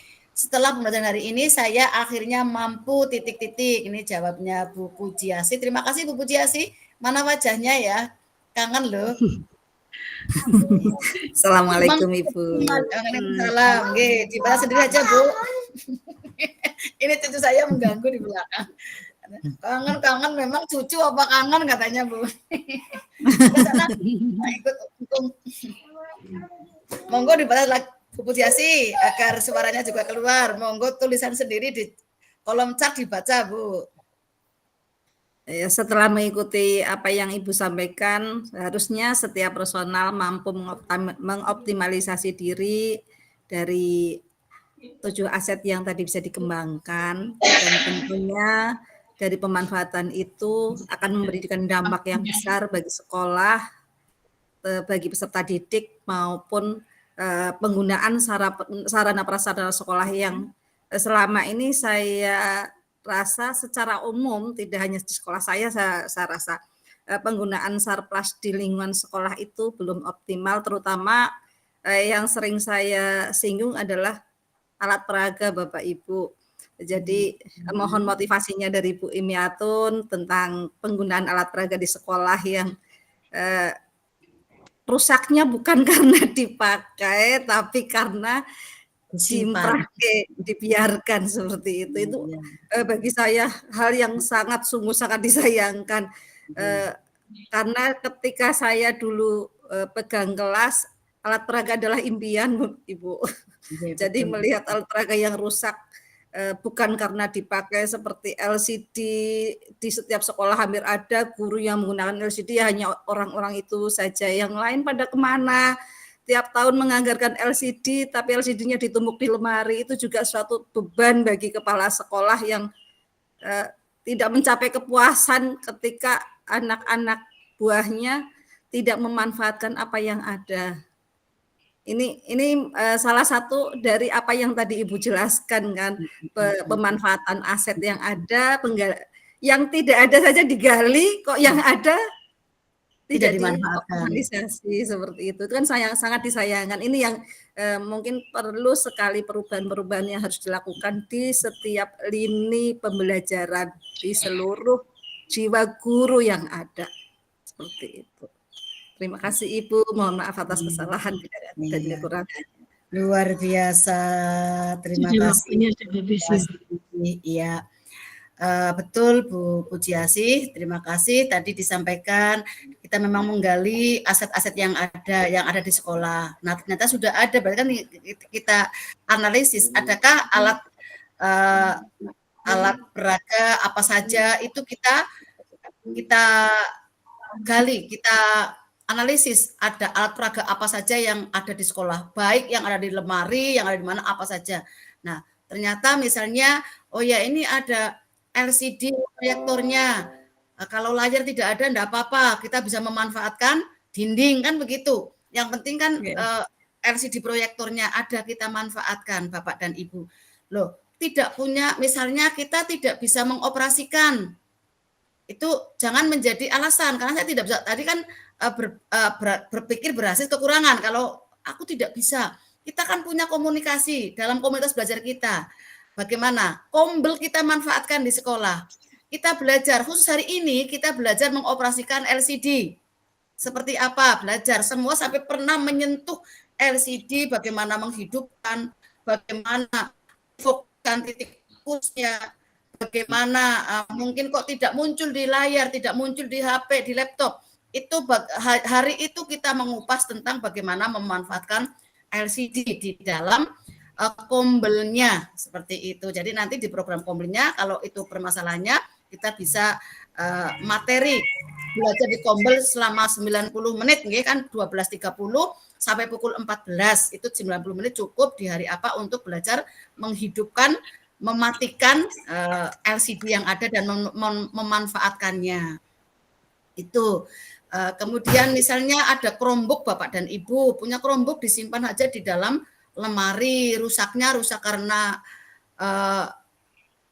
cuaca misalnya karena lembab jadi akhirnya rusak, itu kan eman-eman sekali. Ini bahasa kalau dari luar Kebumen nanti eman-eman itu apa gitu. Ya, sayang sekali kalau tidak kita gunakan, maka gunakan. Tidak bisa Bu saya menggunakan tadi sekali. Kalau ini kali ini kita sharing dengan teman-teman ya, kita sharing dengan cara penggunaan LCD proyektor. Besok tinggal bagaimana memanfaatkan Chromebook agar anak didik kita bisa memanfaatkan Chromebook. Nah, ini misalnya seperti itu. Alat peraga, ada alat peraga misalnya gambar cuma hanya untuk hiasan dinding tidak dimanfaatkan. Nah, itu kan sayang hanya karena cuaca tadi rusak tidak dimanfaatkan. Dan barangkali Bapak dan Ibu dengan pemanfaatan LCD proyektor, dengan Chromebook, dengan sekolah sudah punya WiFi, YouTube, bagaimana misalnya rantai makanan. Nah, ini kan kebanyakan guru amannya masih di buku. Tiap hari rantai makanan ya misalnya rumput dimakan, belalang dimakan, itu saja.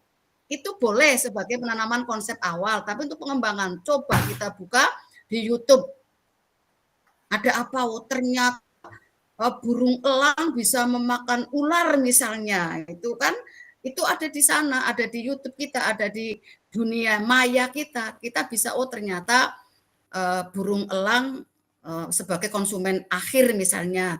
Ini ada ular piton yang besar bisa dimakan oleh burung elang misalnya. Nah, ini jadi jangan hanya aman di buku saja tentang rantai makanan. Itu seperti itu. Terima kasih sekali Bu Pujiasi. Semoga menginspirasi guru-guru semua yang ada di Karangsambung. Setelah aset yang ada di sekolah, alat peraga yang ada kita manfaatkan. Jadi tadi ada aset, ada potensi, ada potensinya, kemudian kita kembangkan, kita manfaatkan, kita berdayakan. Begitu nggih Bu Pujiasi? Oke Ibu, terima kasih.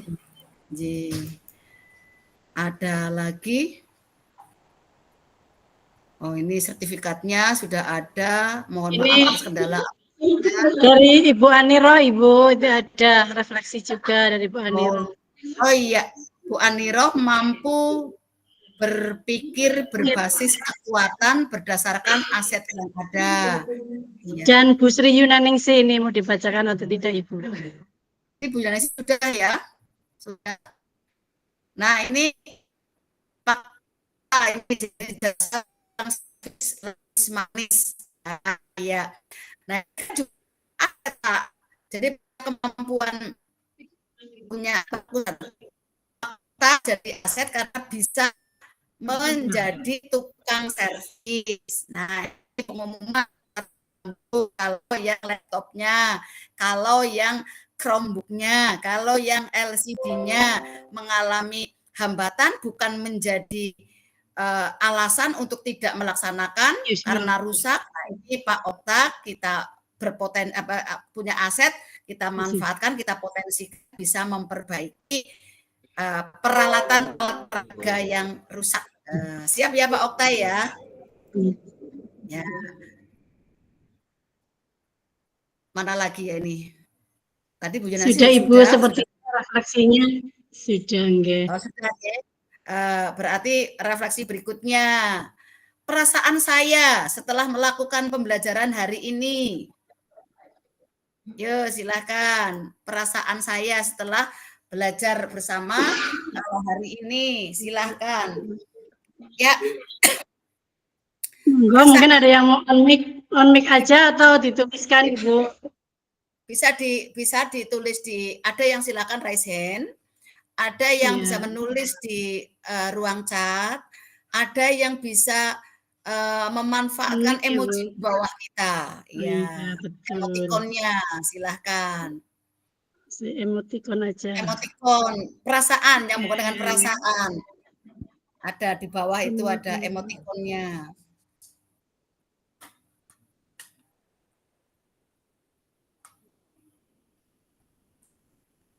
Oh, ini perasaannya penuh cinta bahagia. Ibu, perasaannya Bu, bahagia. Oh, tidak ada yang menangis ya? Tidak ada yang itu ada emotikon menangis, ada yang jadi tahu, oh begitu ya, itu ada Bahagia gitu, ada yang Bu. Betul. oke Ya, Ibu ya. Nurhayati ini raise hand. Siapa? Monggo. Ibu Bu Nurhayati Nurhayati tadi raise hand. raise Oke, hand. monggo silakan. Terpencet atau silakan Ibu Nurhayati. Dibuka mikrofonnya, Dibuka mic-nya. On kamera dan on mic, Bu. di unmute. Nurhayati. Maaf tadi itu kepencet. Oh, Kalau terpencet Ibu. saya sendiri sih, saya sendiri sih setelah mengikuti webinar Jadi ini ya Bu Nur rasanya nangkep senang dan banyak pengalaman yang saya dapatkan begitu. Maaf ini tadi kepencet ya. Sekaligus Iya. jawab. Oh, enggak Oke, apa-apa. terima Jadi kasih, Bu intinya Bu Nurhayati. Nurhayati senang memencet juga. Senang ya. Kemudian Bahagia Ibu, senang. bahagia, Ya. ye. Kemudian Bu Nadiro tadi senang. Semoga semakin memaksimalkan aset yang ada di sekolah. Nggih. Bu Kamal senang bisa jadi tahu Bahagia. bedanya aset dan potensi. Nggih. Bu Yunaningsih bahagia dan merasa dalam suasana rukol. Wah, ini kangen rukol ya Bu Nani ya. Kemudian Bu Titri, apa kabar Bu Titri ini? Biasanya paling cerewet ini. Cerewet juga aset ya. Jangan dikira ya, cerewet itu aset. Alhamdulillah Ya, baik Bunda. yang punya potensi. Ya, nggih. Sehat nggih Bu Titri? Alhamdulillah sehat, bahagia. Bahagia. Ya, aku kangen dengan cerewetmu. Bahagia. Sama. Bu Aniro, perasaan saya senang karena mendapatkan penguatan yang lebih dan menghangatkan kembali materi PGP. Ya, terima kasih Bu Aniro. Semoga semakin hangat. Tapi yang penting jangan panas gitu ya. Oke. Semangat Ibu. Iya, semangat. Berikutnya, setelah melakukan pembelajaran hari ini, target saya berikutnya adalah apa targetnya setelah belajar dari sini? Nanti setelah selesai ini, besok pagi saya di sekolah saya melakukan apa itu targetnya apa? Silakan bisa di ruang chat, bisa raise hand, bisa juga dengan cara apa ya? Ya paling tidak di chat dan raise hand untuk langsung. Ya, silakan Bapak Ibu. Bu Titri, silakan. Iya ini. Masih semangat ya Bu, walaupun waktunya ini sudah lewat Ibu. Oh, ya. Sudah lewat 10 menit. Cepat ya Bu ya. Alhamdulillah. 14.45. Ini baru 39 Bu. 14.30. Ya, Mbak sih? 14, 30 atau 45? Oh, nggih. Ya. Nggih, Ya, masih ya, apa-apa. Cepat saja Bu Titri. Oke, terima kasih Bunda Im sama Putri yang telah memberikan waktu kepada saya. Tentunya insya Allah setelah mengikuti kegiatan webinar siang ini, yang saya inginkan itu memanfaatkan aset yang sudah ada di sekolah, yang selama ini dalam memanfaatkannya belum maksimal. Kami akan berusaha memanfaatkan aset di sekolah dengan maksimal, Bu. Seperti itu. Ya. Akan segera ya Bu Titri, akan segera memanfaatkan aset yang ada. Tentu saja bersama-sama rekan guru yang lain ya, dengan kepala sekolah, mungkin juga ada kalanya dengan para wali siswa ya, Pak Guyuban, siapa tahu ada aset budaya yang belum tergali oleh Bu Titri, karena Bu Titri di Kali Gending pendatang. Nah, siapa tahu nanti dari Pak Guyuban ada yang bisa cerita tentang budaya yang ada seperti itu. Ada makam di situ, ceritanya seperti apa? Itu kan ada makam ya Bu Titri ya. Nah, makam apa namanya Bu Titri? Kalau makamnya Gending, Lupa Ibu. Oh iya, ya enggak apa-apa, nanti ditanyakan. Danang Sutawijaya. Apa namanya? Danang Sutawijaya. Nah, ini Pak Zainal malah paham sekali yang. terima kasih Pak Zainal. Ya nanti digali dulu sejarahnya seperti apa. Itu termasuk aset juga ya, aset juga. Apa punya potensi? Ya, jadi menjadi sumber dari sejarah begitu ya.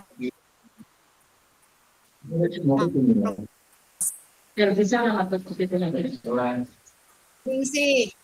Oh, berarti ini update yang betul. Kiriman Pak Ahmad Junaidi Mata, monggo ini. Bukannya dari Pak. Oke.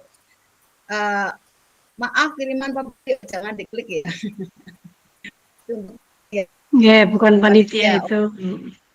ya. Pak Zainal, juru kuncinya jadi paham. Oh, begitu ya Pak Zainal. Berarti Pak Zainal aset dong. Pak Zainal aset sebagai sumber apa sejarahnya makam itu bisa berpotensi untuk menjadi narasumber untuk SD Kali Gending.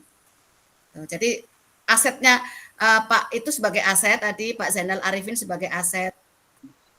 Potensinya apa? Berpotensi untuk menjadi narasumber. Jadi sekarang Sinyal.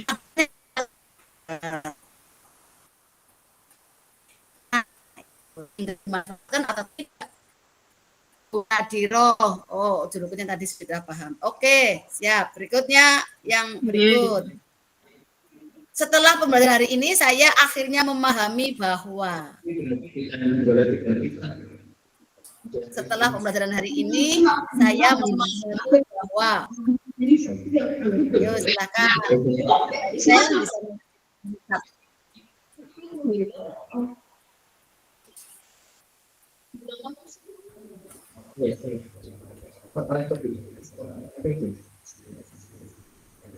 Silakan Bapak Ibu. Kita informasi kenapa Pak ya? Mohon maaf yang chat itu jangan sampai diklik ya Bapak Ibu, kita tidak kenal yang di atas itu. Yang kiriman Budi Agus, soalnya itu Itu isinya Shopee. Ya, maksudnya nanti isinya Shopee itu atau bagaimana itu Bu? Takutnya seperti itu. Iya. Jangan sampai diklik. Kalau hostnya bisa menghapus enggak? Dihapus Pak Pratman, coba nanti. Bagaimana? Setelah pembelajaran hari ini, silakan Bapak Ibu refleksinya. Saya memahami bahwa ditunggu. Yo, siapa? Setelah pembelajaran hari ini, saya akhirnya memahami bahwa di chat belum ada. Siapa yang langsung saja? Raise hand. Mohon maaf, Ibu chatnya tidak bisa buat ngetik. Oh, tidak bisa untuk ngetik. Oh, berarti sedang dari sana waktunya, mohon maaf Ibu, karena di PMM itu kan sampai 14.30, jadi sudah tertutup dari sana. Mungkin mic aja Ibu, pakai mic aja Bu Aniro. Oke, mic aja. Silakan Bu Aniro. Langsung aja Bu Aniro. Tadi pertanyaannya apa Bu? Saya memahami begitu nggih.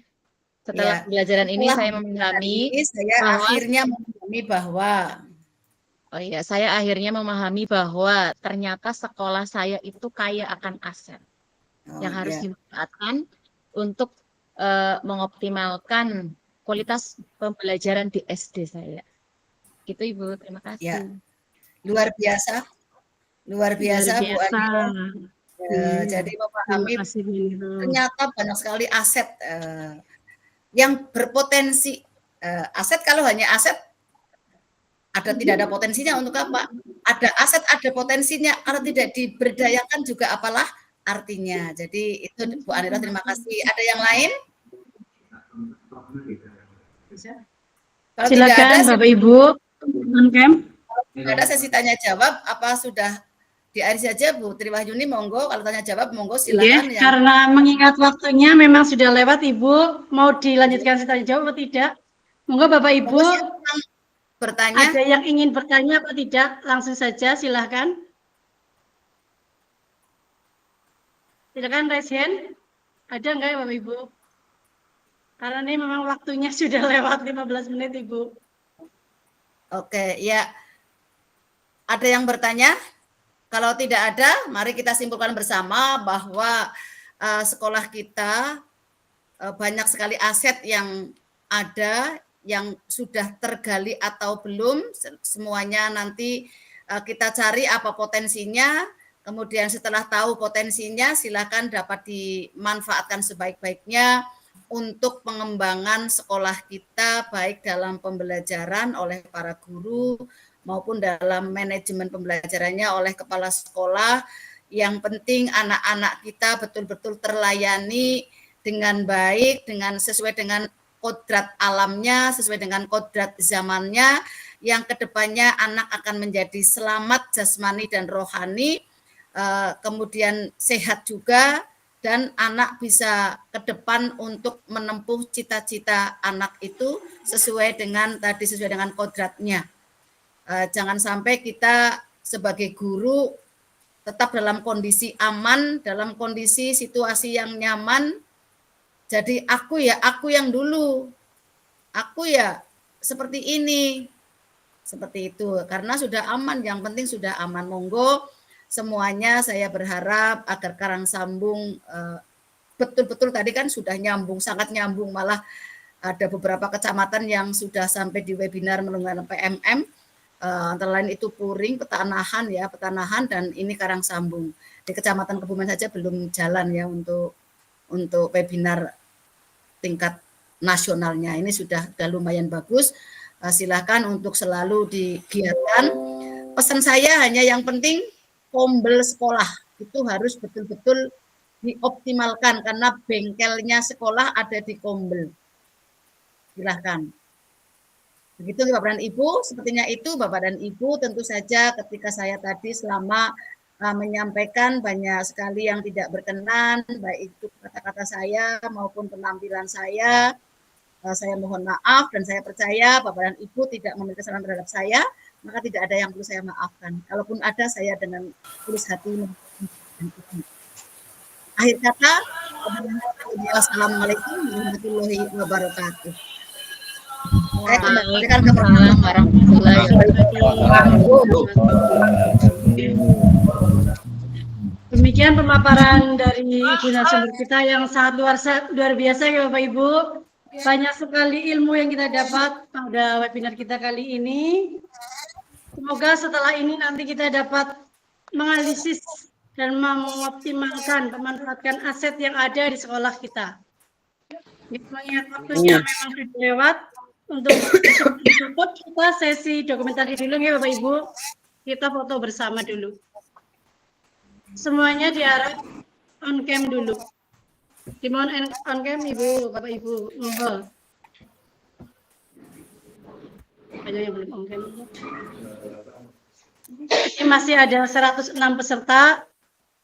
Kayaknya, maaf Bapak Ibu, tidak boleh satu atau dua.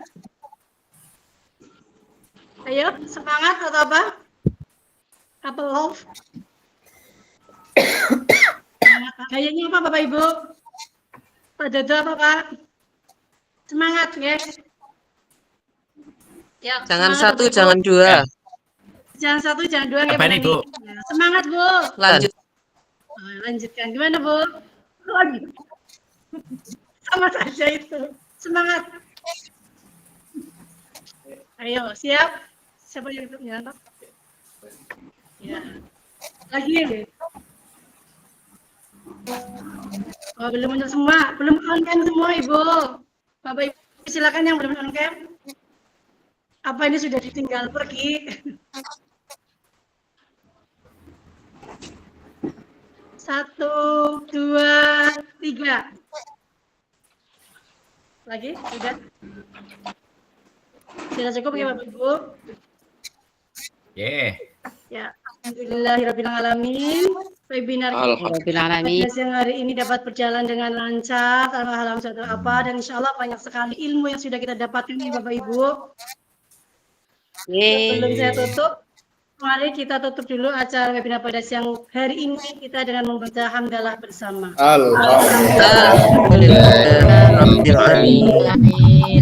Terima kasih Bapak Ibu semua. Sama-sama. Dalam pada hari ini tetap banyak kekurangan yang saya lakukan. Saya akhiri, wassalamualaikum warahmatullahi wabarakatuh. Waalaikumsalam warahmatullahi wabarakatuh. Terima kasih Bapak Ibu semuanya.